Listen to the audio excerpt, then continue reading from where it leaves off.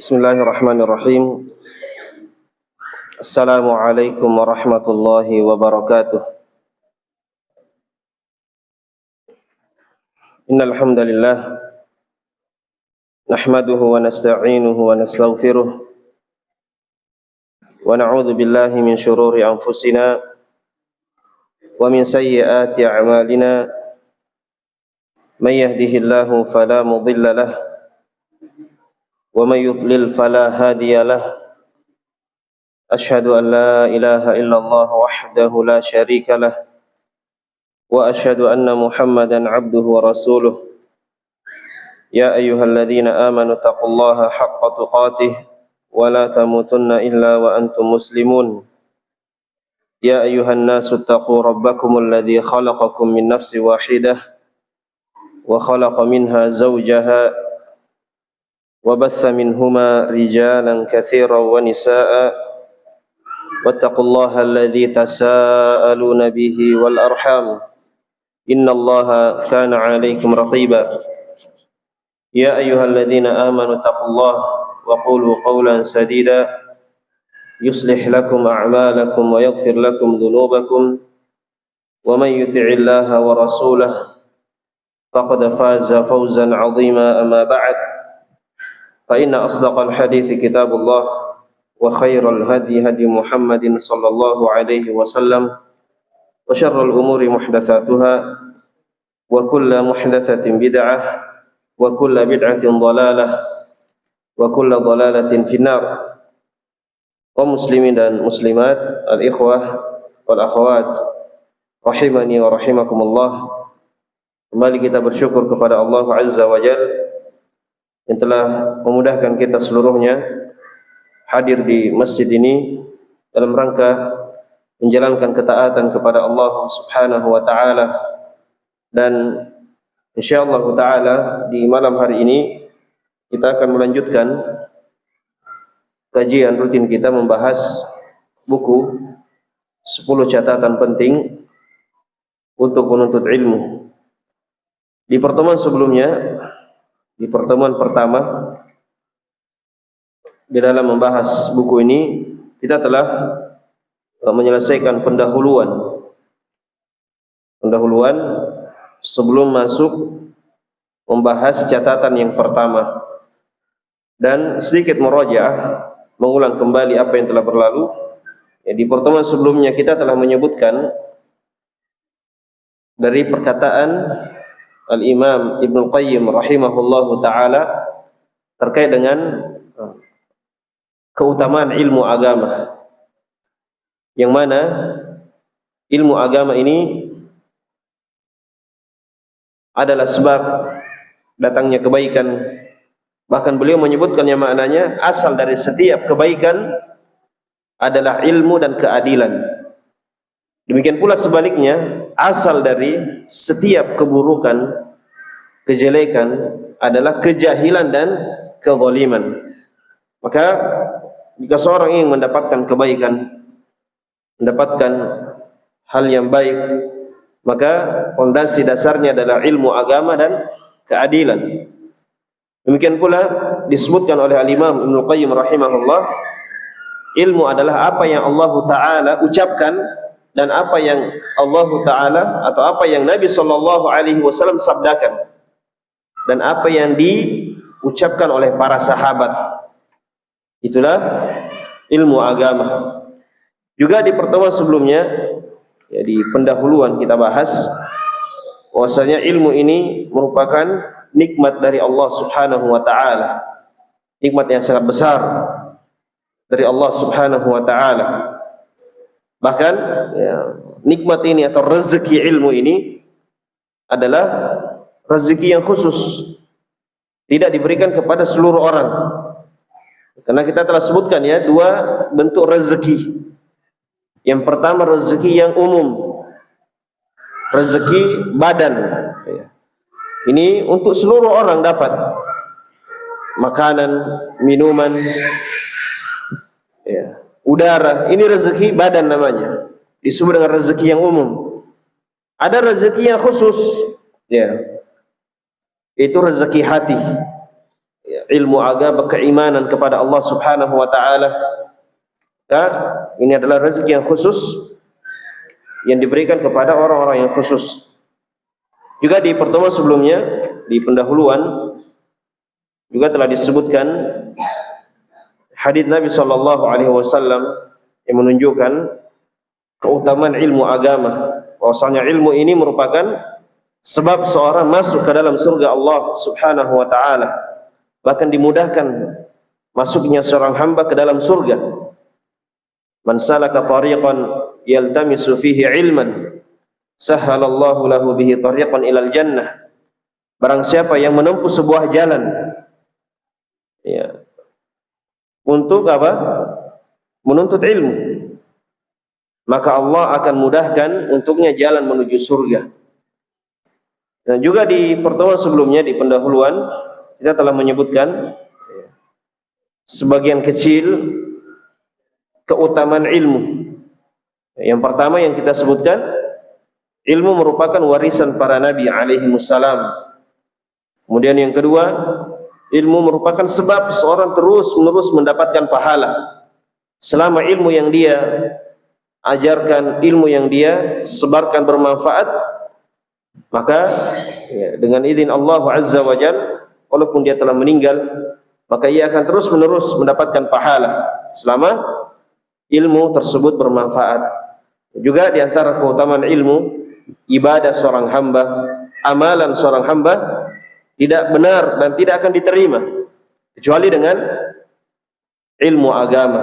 Ya. Salat tidak akan diterima, puasa tidak akan diterima kecuali dengan ilmu agama. Ya. Seorang mengilmui mana rukun-rukun salat, mana kewajiban-kewajiban salat, mana rukun puasa, pembatal-pembatal puasa, ini hendaknya dibangun di atas ilmu agama. Tidak sembarangan di dalam beribadah. Ya. Ketika kita sholat, tidak sembarang di dalam bacaan sholat. Demikian pula gerakan-gerakannya harus dilandasi dengan ilmu agama. Ini juga telah disebutkan di pertemuan sebelumnya. Makanya kami sebutkan di buku ini, di antara sebab terhasilkannya ilmu adalah menuntut ilmu dengan etika, adab dan metode yang baik dan benar. Yani ketika kita telah mengetahui keutamaan ilmu, kemuliaan ilmu agama, keagungan ilmu agama, tentunya kita ingin apa? Mendapatkan ilmu agama tersebut. Kita ingin meraih ilmu agama tersebut, kenikmatan yang sangat besar. Maka bagaimana cara meraihnya?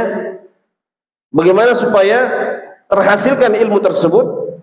Ya, maka dengan mempelajari Nah, dengan etika, adab dan metode yang baik dan benar. Makanya kami sebutkan di buku ini 10 catatan penting ya, untuk penuntut ilmu. Ini pendahuluan terkait dengan buku ini. Kemudian insyaallah taala di malam hari ini kita akan masuk membahas catatan yang pertama.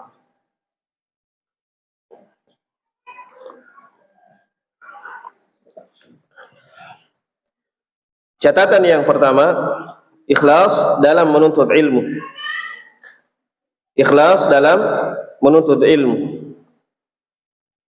Kemudian setelahnya kami sebutkan, ketahuilah semoga Allah tabaraka wa taala merahmati kita seluruhnya. Sesungguhnya keikhlasan merupakan hal yang terpenting dalam menuntut ilmu. Karena menuntut ilmu adalah ibadah. Ini kami sebutkan dari poin yang pertama, catatan yang pertama adalah terkait dengan keikhlasan kepada Allah Subhanahu wa taala. Sebabnya kami sebutkan sesungguhnya keikhlasan merupakan hal yang terpenting. Ya, bukan nomor 3, bukan nomor 4, tapi nomor 1. Di dalam menuntut ilmu adalah apa? Keikhlasan kepada Allah Subhanahu wa taala. Kenapa hal tersebut hal yang terpenting? Karena menuntut ilmu adalah ibadah. Ya, menuntut ilmu adalah ibadah. Ya, kita duduk di masjid, ya, atau di rumah, atau di tempat mana saja, ya, di ruang terbuka, ya, dalam keadaan kita menuntut ilmu, mendengarkan tafsir, mendengarkan penjelasan hadis Nabi Shallallahu Alaihi Wasallam, menjelaskan tentang halal dan haram. Ini apa? Seorang keadaannya seperti itu adalah keadaan menuntut ilmu agama, dan hal tersebut dihitung sebagai ibadah. Ya, maka kita belajar di masjid ini, ya, duduk di majelis mendengarkan ilmu agama, itu adalah ibadah kepada Allah Subhanahu wa taala. Maka yang namanya ibadah seperti yang telah kita ketahui, dia adalah syarat diterimanya ibadah.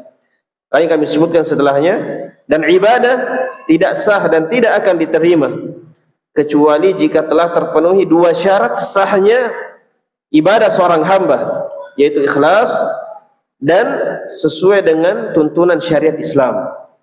Ini 2 syarat sah diterimanya ibadah.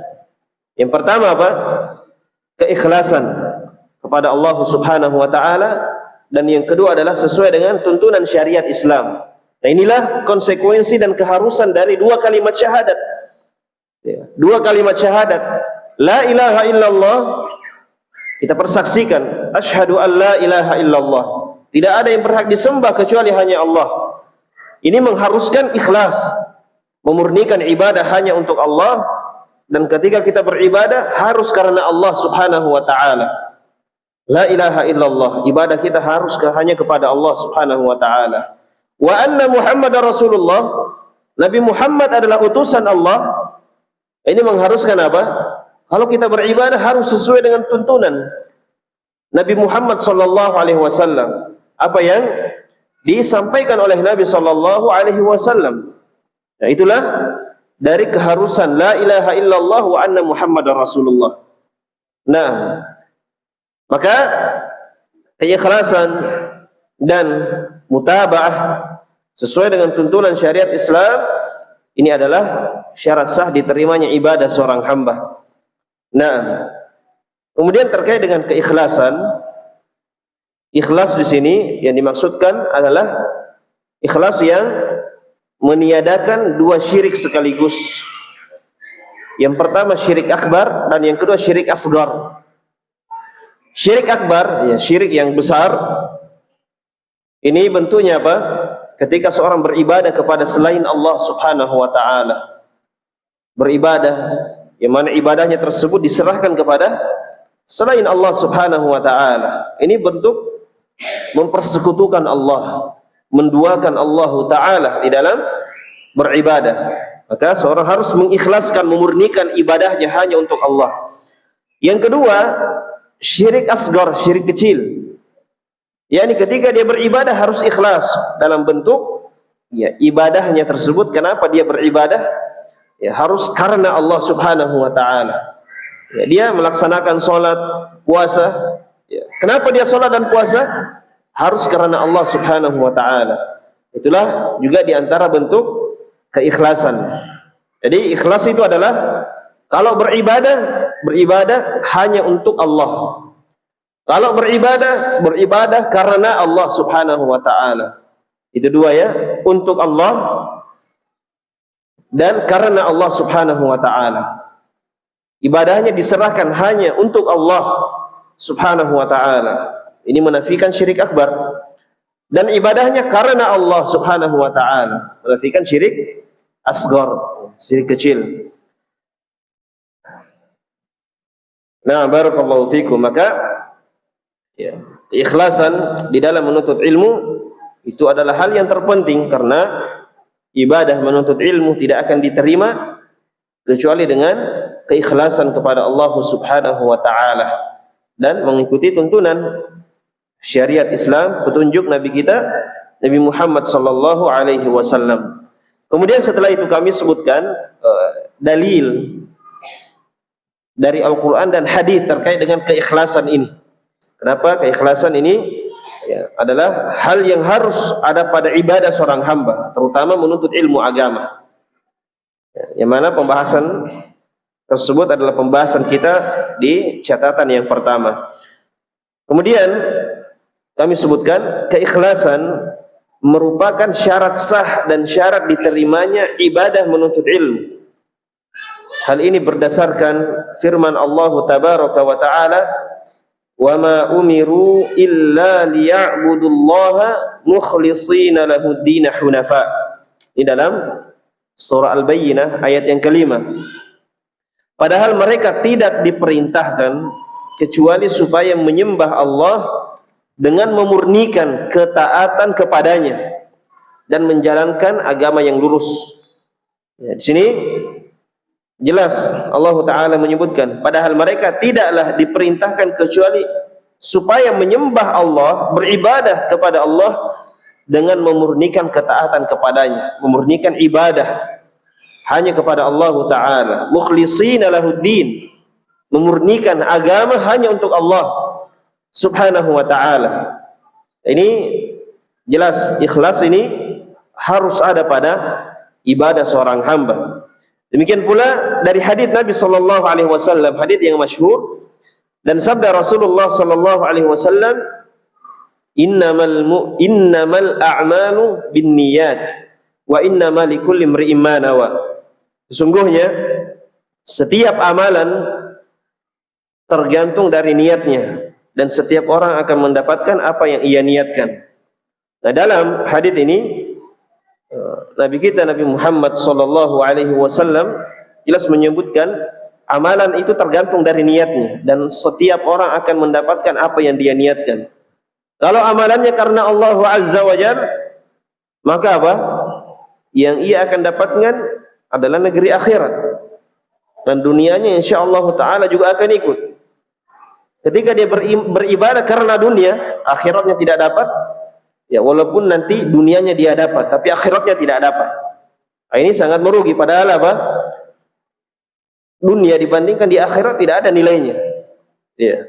Barakallahu fikum. Maka hendaknya seorang memperbaiki dari amalan-amalannya, karena yang namanya amalan itu tergantung dari niatnya.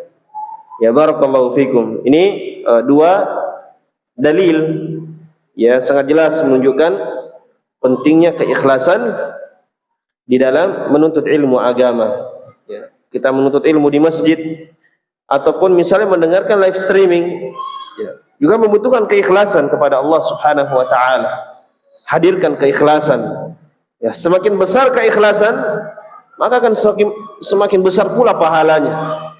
Semakin baik keikhlasannya, semakin baik pula apa? Balasan dari Allah Subhanahu wa ta'ala. Ya, makanya kita berusaha untuk meningkatkan keikhlasan di dalam beribadah kepada Allah Azza wa Jalla, mungkin pula di dalam menuntut ilmu agama. Kemudian setelah itu kami menyebutkan pembahasan masih terkait dengan keikhlasan tentunya, gimana kita Ya. Menuntut ilmu dengan ikhlas. Apa bentuknya? Demikian pula apa sebab-sebab seorang, ya, barakallahu fikum, dapat ikhlas di dalam menuntut ilmu agama. Maka kami sebutkan dan kami nukilkan perkataan Asy-Syaikh Al-Utsaimin rahimahullahu taala. Asy-Syaikh Al-Utsaimin rahimahullah berkata dalam kitabnya yang berjudul Kitab Al-Ilm. Beliau mengatakan, kami menyebutkan keikhlasan di awal pembahasan adab-adab penuntut ilmu karena keikhlasan merupakan fondasi amalan. Karena keikhlasan fondasi amalan. Yani Syekh Al-Utsaimin beliau memiliki kitab, ya, yang berjudul Kitabul Ilm. Kitab kaitannya dengan ilmu. Membahas tentang ilmu agama. Nah, beliau katakan menyebutkan keikhlasan di awal-awal pembahasan adab-adab penuntut ilmu. Kenapa? Beliau mengatakan karena keikhlasan merupakan fondasi amalan. Ya, makanya disebutkan pertama kali, karena yang namanya fondasi tentunya pertama kali dibuat. Ya. Nah, kemudian kata beliau, yang maknanya, maka penuntut ilmu wajib meniatkan dengan menuntut ilmu untuk merealisasikan perintah Allah Azza wa Jalla. Yani ketika kita belajar menuntut ilmu, pergi ta'lim, apa niatnya? Ya, beliau memberikan bimbingan, niatkan dengan menuntut ilmu untuk merealisasikan perintah Allah Azza wa Jalla. Kenapa kita datang di masjid ini? Ya, Masjid Al-Imam Bukhari. Kenapa? Supaya apa? Dalam rangka untuk merealisasikan perintah Allah Subhanahu wa taala. Ya. Ketika kita pergi taklim misalnya, dalam rangka menegakkan perintah Allah, menjalankan perintah Allah ini yang akan dibacakan nanti, maka akan dapat pahala insyaallah taala. Kenapa? Karena dia, ya, melakukan hal tersebut dalam rangka menjalankan perintah Allah Subhanahu wa taala. Apa perintah Allah? Ya, setelahnya kami sebutkan dari kelanjutan apa yang disebutkan oleh Syekh Al-Utsaimin rahimahullah. Karena Allah Azza wa Jalla berfirman, fa'lam annahu la ilaha illallah wastaghfir li dzambik. Maka ilmuilah. Di sini titik pendalilannya. Ilmuilah. Bagaimana kita mengilmui? Ya, menuntut ilmu. Kata Allah memerintahkan kepada Nabi Muhammad sallallahu alaihi wasallam. Nabi yang diperintahkan bahkan. Fa'lam, ketahuilah, maka ilmuilah bahwasanya tidak ada sembahan yang benar kecuali Allah, dan mohonlah ampunan atas dosamu. Sini perintah Allah, fa'lam, maka ilmuilah. Nabi yang diperintahkan sallallahu alaihi wasallam untuk terus-menerus mengilmui la ilaha illallah. Maka ketika kita menuntut ilmu, hendaknya kita, ya, menuntut ilmu untuk menegakkan perintah Allah ini. Walaupun ini perintah untuk Nabi, tapi ini juga perintah untuk umatnya, kewajiban untuk umatnya untuk mengilmui. Ya, bahkan disebutkan ilmu yang terbesar, la ilaha illallah, ilmu tauhid. Ya, kita belajar menuntut ilmu, niatkan untuk menegakkan perintah Allah, fa'alam, ilmuilah. Ya, hendaknya kita mengilmui apa yang Allah Ta'ala turunkan, mempelajari apa yang Allah Ta'ala turunkan berupa wahyu. Ya, barakallahu fikum. Maka ini diantara bentuk keikhlasan di dalam menuntut ilmu agama. Ya, dimanapun kita pergi, taklim rutin, taklim tematik, daurah, ya, tabligh akbar misalnya, niatkan untuk apa? Untuk menegakkan perintah Allah. Fa'lam, ilmuilah. Kita disuruh untuk mengilmui. Ya, barakallahu fikum. Kemudian setelahnya kami sebutkan dan nukilkan perkataan Al-Imam Ahmad rahimahullahu ta'ala tentang apa? Tentang bagaimana bentuk niat yang benar di dalam menuntut ilmu. Ya. Kemudian kami sebutkan Al-Imam Ahmad rahimahullahu ta'ala bertutur, ilmu tidak ada yang menandinginya bagi siapa yang benar niatnya. Ilmu tidak ada yang menandinginya, menunjukkan keagungan ilmu agama. Tapi apa? Bagi siapa yang benar niatnya. Maka ketika itu ada yang bertanya kepada beliau, Ada yang bertanya, bagaimanakah niat yang benar itu? Ya. Beliau menjawab, ia meniatkan untuk mengangkat kejahilan dari dirinya dan kejahilan dari orang lain. Ini dua yang beliau sebutkan. Ya. Dua yang beliau sebutkan. Yang pertama apa? Untuk mengangkat kejahilan dari dirinya. Kenapa kita ta'lim? Kenapa kita menuntut ilmu, belajar? Yang pertama apa? Untuk mengangkat kejahilan, supaya kejahilan kita, kebodohan kita terangkat. Ya. Nah, supaya kita apa? Menjadi orang yang mengetahui ilmu agama. Kemudian yang kedua, dan kejahilan dari orang lain. Niat yang kedua, kita menuntut ilmu supaya orang lain juga tidak jahil. Artinya apa?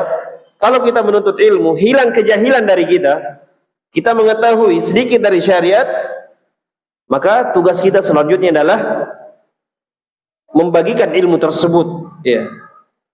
Tugas kita selanjutnya adalah menyampaikan ilmu tersebut sehingga kejahilan dari orang lain juga terangkat. Ini niat yang benar, kata beliau rahimahullahu ta'ala.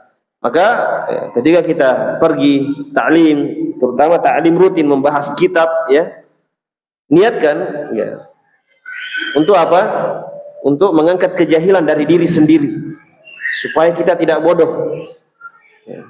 Kemudian yang kedua, niatkan insyaallah ta'ala, kalau saya dapat ilmunya, saya amalkan, saya juga akan sebarkan kepada orang lain supaya orang lain terangkat kejahilannya sesuai dengan apa yang Allah Ta'ala berikan. Ya, ada yang sampaikan dengan lisannya, ada yang sampaikan dengan tulisannya, ada yang sampaikan dengan media sosialnya, disampaikan ke grupnya, ke statusnya, sampaikan kepada temannya, dan seterusnya. Dari media-media atau sarana-sarana yang bisa dia gunakan untuk menyebarkan ilmu agama. Ini niat yang benar, niat yang bagus di dalam menuntut ilmu. Supaya kita tidak jahil. Yang kedua, supaya orang tidak jahil. Ya. Barakallahu fikum. Maka ini bimbingan beliau rahimahullahu ta'ala. Berarti sudah 3 kita dapatkan bentuk niat yang baik di dalam menuntut ilmu agama. Tadi apa? Untuk apa? Merealisasikan, menjalankan, menegakkan perintah Allah, fa'alam, ilmuilah. Kemudian yang kedua, supaya kejahilan dari kita terangkat. Kemudian yang ketiga, supaya nanti kejahilan dari orang lain juga terangkat dengan izin Allah Subhanahu wa ta'ala. Ini niat yang baik. Ya, insyaallah ta'ala akan berpahala. Semakin bagus niat kita, maka insyaallah ta'ala pahala juga semakin besar. Ya, barakallahu fikum. Maka ini hal yang sangat penting hendaknya kita ketahui, karena yang namanya niat jamaah sekalian, keikhlasan itu perkara yang sangat penting dalam beribadah kepada Allah Subhanahu wa ta'ala. Kalau tidak ada keikhlasan di dalam beribadah, maka kerugian yang akan didapatkan oleh seorang hamba. Dia sholat tidak ikhlas misalnya, dia tidak sah sholatnya. Kemudian yang kedua, barakallahu fikum, tidak dapat pahala. Yang ketiga, justru dapat dosa. Yang keempat, rugi beribadah. yakni rugi artinya dia capek di dalam beribadah, kewajibannya tidak terangkat. Ini sangat besar perkara keikhlasan tersebut. Di dalam menuntut ilmu juga seperti itu. Dia menuntut ilmu tidak dapat pahala. Nah, tidak ikhlas artinya dia ingin dipuji, ingin dilihat, justru dapat dosa. Ya, capek yang dia dapatkan. Ini nasallallahu as-salamata wal afiyah. Ini keikhlasan, perkara yang sangat penting. Maka kita lihat tadi 3 hal yang telah kita dapatkan di dalam bentuk niat yang baik dan benar di dalam menuntut ilmu agama. Kemudian setelahnya di paragraf selanjutnya kami sebutkan penuntut ilmu hendaknya menyadari bahwa asal pada dirinya bahkan pada manusia adalah jahil. Ini kami sebutkan terkait dengan sebab supaya kita mudah di dalam menuntut ilmu dengan niat yang baik. Yang pertama, ya, supaya kita mudah di dalam ikhlas dan mudah di dalam berniat dengan niat yang baik di dalam menuntut ilmu, hendaknya kita menyadari bahwa asal pada diri dia, ini diri kita sendiri, dan asal daripada manusia adalah jahil. Ya. Yani kenapa kita meniatkan untuk mengangkat kejahilan dari kita sendiri, dari diri kita sendiri? Karena kita sadari asal kita jahil, tidak mengetahui. Kenapa kita menuntut ilmu? Supaya kejahilan dari orang lain terangkat ketika kita sebarkan ilmu. Karena asal dari manusia adalah jahil. Kalau kita sadari hal ini akan membuat kita semangat untuk menuntut ilmu supaya kejahilan dari kita terangkat. Kejahilan dari orang lain juga terangkat. Ya, ada sebuah faedah yang disebutkan oleh Al-Imam Ibnu Taimiyah rahimahullahu taala. Beliau mengatakan yang maknanya, ini hanya tambahan. Beliau mengatakan yang maknanya, manusia itu diciptakan dalam keadaan zalim dan dalam keadaan jahil. Manusia diciptakan dalam keadaan apa? Zalim dan jahil. Ya. Maka kata beliau, asal pada manusia adalah tidak adanya ilmu.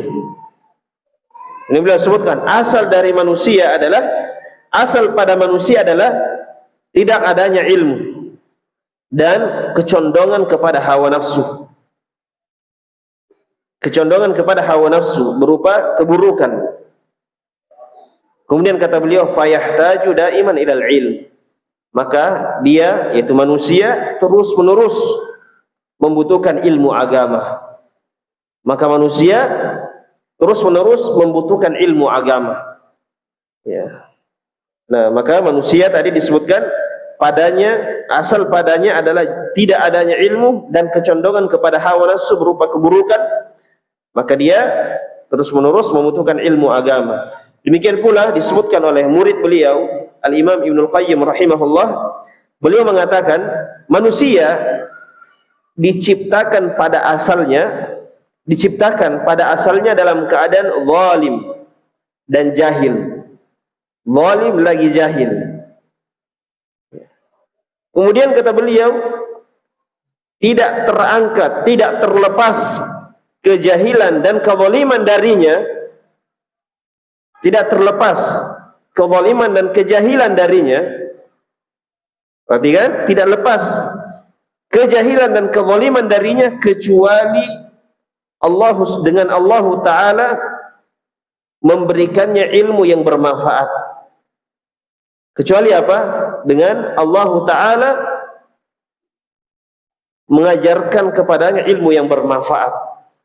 Ya, makanya ini hal yang hendaknya kita ketahui bahwasanya asal dari kita dan asal dari manusia adalah jahil, tidak mengetahui. Sehingga ketika kita menuntut ilmu, ya insyaallah taala kita semakin bersemangat untuk mengangkat kejahilan dari diri kita. Karena kalau misalnya dia bersombong, sudah banyak ilmunya, sudah khatam berapa kali kitab misalnya, bahkan sudah hafal kitabnya. Nah, kemudian apa? Dia bersombong mengatakan sudah banyak ilmunya, ya, sudah banyak khatamnya. Ini bisa jadi dia tidak akan pergi taklim lagi, tidak menimba ilmu lagi. Kenapa? Karena dia sudah bersombong, sudah banyak ilmunya katanya. Ini sebab seorang tidak menuntut ilmu lagi. Ya, coba dia sadari asal dari diri adalah jahil, maka dia akan bersemangat insyaallah taala di dalam belajar, di dalam menuntut ilmu agama. Ya. Maka kami sebutkan setelahnya, karena hal tersebut, yakni ketika kita menyadari bahwa asal dari diri kita sendiri dan manusia jahil adalah jahil, hal tersebut bisa membantu ia untuk ikhlas dalam menuntut ilmu dengan meniatkan untuk mengangkat kejahilan, dan hal tersebut bisa membantu ia untuk bersemangat mencari ilmu, ya, bersemangat untuk mencari ilmu agama. Ya. Kemudian setelahnya kami sebutkan, kemudian di antara musuh utama penuntut ilmu adalah riya. Ya, setelah kita membahas tentang keikhlasan, kita membahas tentang lawan dari keikhlasan. Ya. Lawan dari keikhlasan, sehingga apa?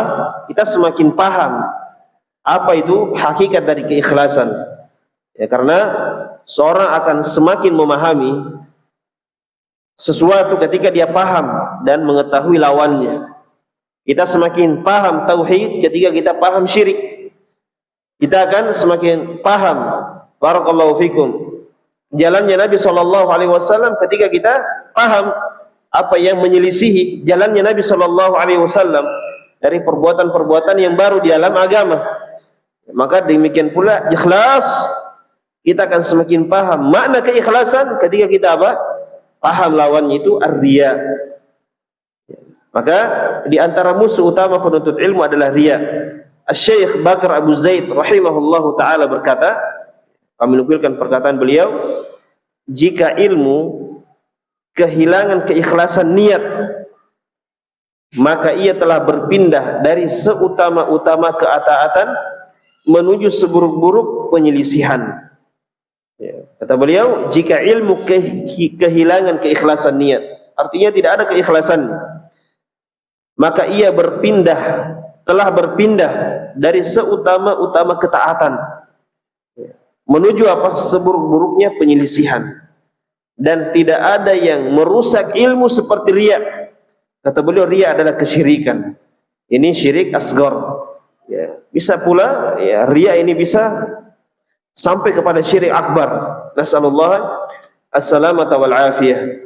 Maka hendaknya kita waspadai dari lawan keikhlasan, yaitu ar-riya, ingin dilihat, ingin dipuji dan ingin dipuji oleh manusia. Ketika dia menuntut ilmu, ya, supaya orang lihat, kemudian dipuji, dia adalah orang yang menuntut ilmu, orang yang baik dan seterusnya.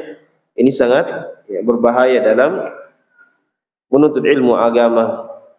Kemudian kami sebutkan yakni syirik kecil atau yang disebut dengan syirik asghar. Ya. Lebih besar dosanya daripada al-kabair, dosa-dosa besar. Ini syirik asghar, ini lebih besar dosanya dibandingkan dengan al-kabair, dosa-dosa besar. Artinya apa? Seorang beribadah karena makhluk, karena manusia, karena ingin mendapatkan pujian, maka ini dosanya lebih besar dibandingkan apa? Orang yang melakukan dosa-dosa besar. Yani syirik kecil lebih besar daripada al-kabair, dosa-dosa besar. Lebih besar daripada berdusta, ghibah, minum khamar, zina. Syirik kecil lebih besar apanya? Dosanya, karena dia syirik. Nah, orang yang sholat misalnya tapi ingin dipuji, ingin mendapatkan apa? Pujian manusia, ingin mendapatkan harta manusia. Ini ketika dia tidak ikhlas, artinya dia riya. Itu lebih besar dosanya dibandingkan orang yang berbuat dosa besar di luar sana. Ini sangat berbahaya, barakallahu fikum. Maka hendaknya kita senantiasa ya, menata niat kita, senantiasa ya, mengikhlaskan niat kita di dalam beribadah kepada Allah Subhanahu wa taala. Ya, terutama di dalam belajar dan menuntut ilmu agama.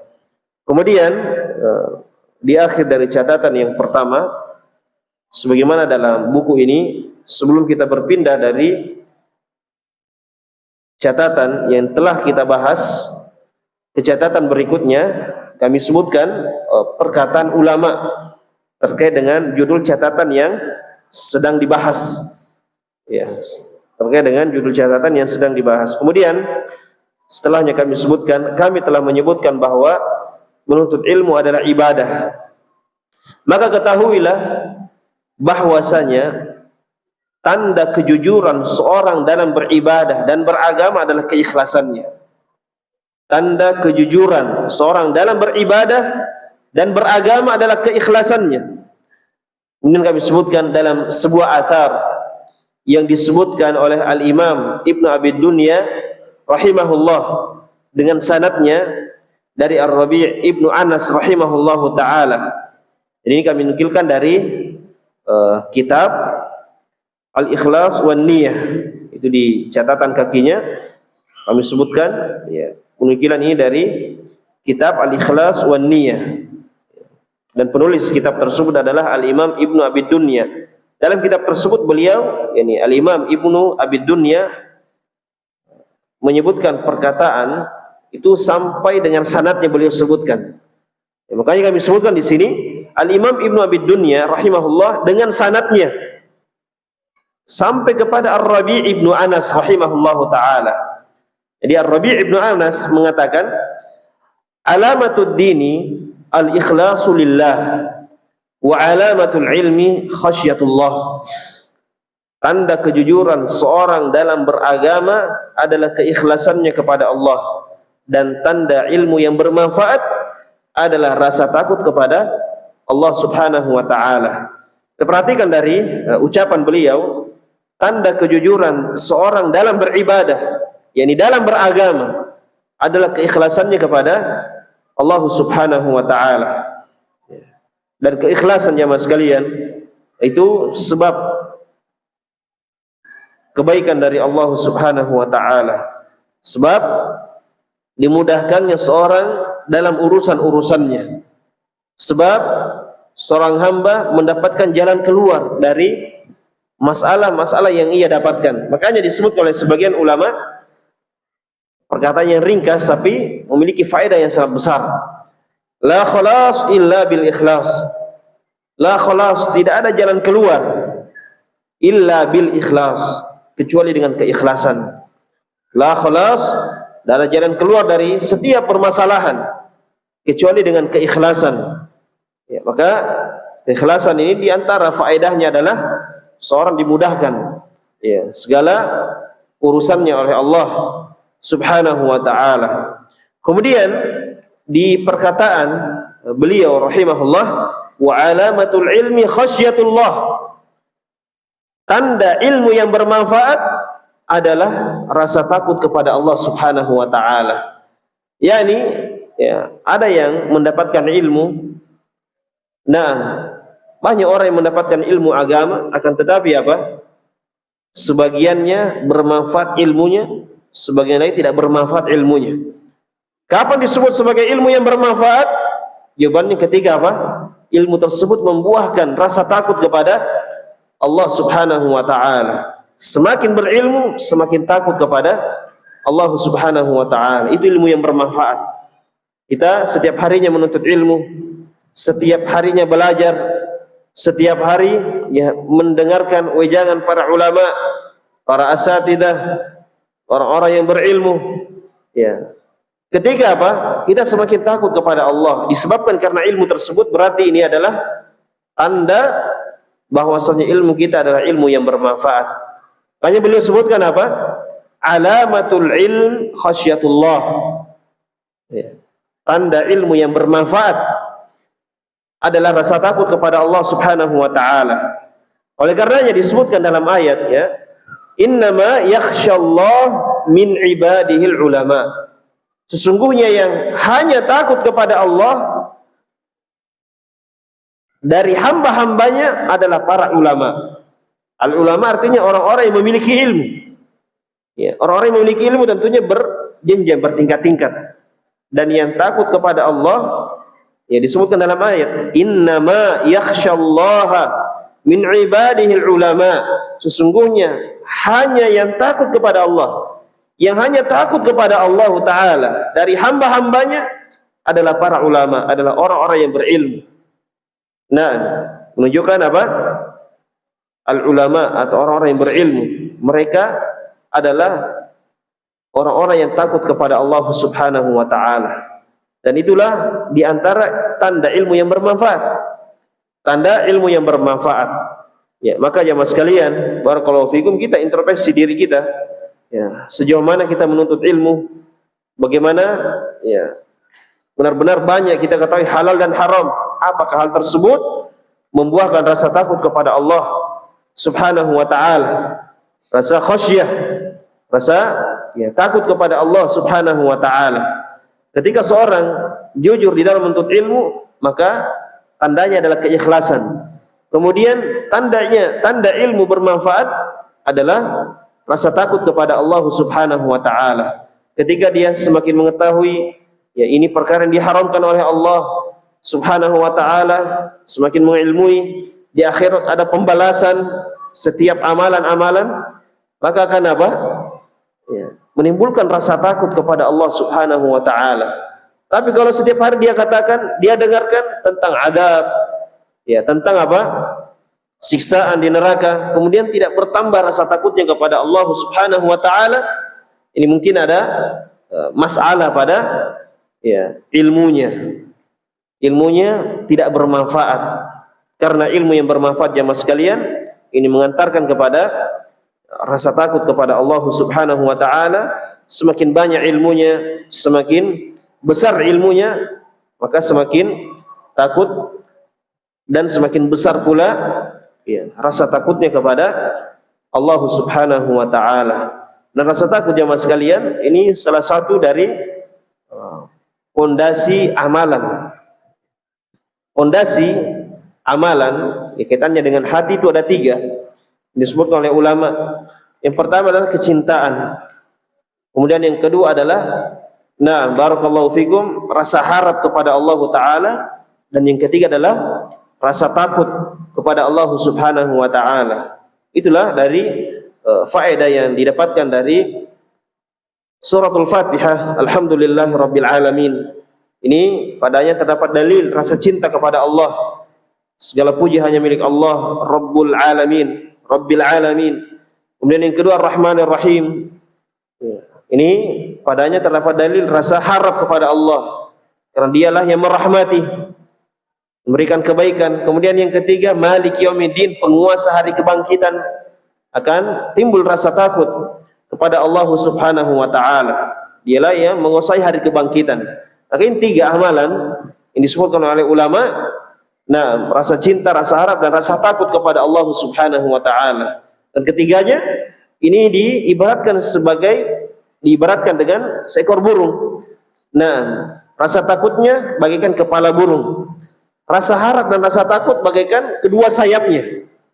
Ya. Ketika tidak ada rasa takutnya, berarti tidak ada satu sayap burungnya, tidak akan bagus terbangnya.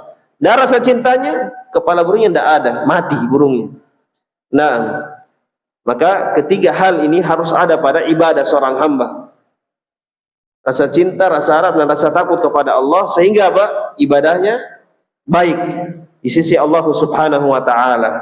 Dan ya, rasa takut yang kita bahas tadi ini termasuk dari ya barakallahu fikum buah dari ilmu agama.